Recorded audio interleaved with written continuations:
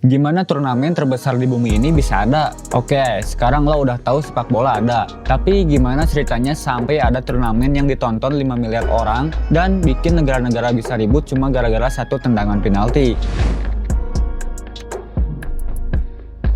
Mulai dari Olimpiade, sepak bola pertama kali masuk Olimpiade di tahun 1900. Tapi masalahnya, Olimpiade waktu itu cuma boleh diikuti atlet amatir. Pemain profesional dilarang keras. Ini bikin banyak negara gak kirim tim terbaik mereka. Nah, disinilah sosok Jules Rimet masuk ke dalam cerita. Beliau adalah presiden FIFA dari Prancis yang punya mimpi besar. Sebuah turnamen sepak bola internasional tersendiri, lepas dari Olimpiade, yang terbuka untuk semua pemain, amatir maupun profesional. Jules Rimet bukan cuma bermimpi, dia berjuang bertahun-tahun untuk mewujudkannya. Piala Dunia adalah mimpi Jules Rimet yang hampir gak jadi kenyataan, karena hampir gak ada yang mau jadi tuan rumahnya. Pada tahun 1928, FIFA resmi memutuskan akan mengadakan World Cup. Tapi begitu pengumuman dibuka untuk negara yang mau jadi tuan rumah, jawaban yang datang sepi banget. Negara-negara Eropa nolak karena perjalanan kemanapun butuh waktu berbulan-bulan naik kapal. Akhirnya Uruguay yang ngacungin tangan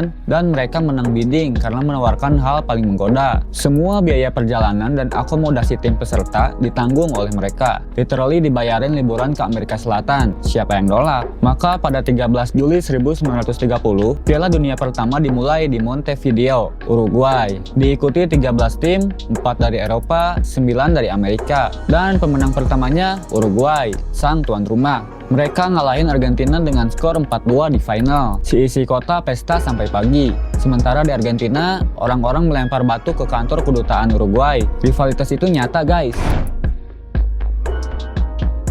Tahun 1900, sepak bola masuk ke Olimpiade, khusus amatir. Di tahun 1928, FIFA putuskan bikin World Cup sendiri. Lalu di tahun 1930, Piala Dunia pertama di Uruguay, 13 tim dan Uruguay juara. Lalu di tahun 1942 dan 1946, Piala Dunia batal karena Perang Dunia Kedua. Lalu di tahun 1950, Piala Dunia kembali. Brazil jadi tuan rumah. Uruguay bikin Maracanazo. Lalu di tahun 2026, Piala Dunia ke-23, co-hosting Amerika Serikat, Kanada, dan Meksiko. Setelah 1930, Piala Dunia diadakan setiap 4 tahun sekali, kecuali di 1942 dan 1946 yang dibatalkan karena Perang Dunia Kedua. Serius deh, Perang Dunia itu bahkan nyuri kesenangan kita nonton bola. Lalu setelah perang, Piala Dunia kembali pada 1950 dan terus berkembang pesat. Dari yang awalnya 13 tim, sekarang diikuti 48 tim sejak 2026. Dari yang cuma ditonton di stadion, sekarang disiarkan live ke seluruh negara.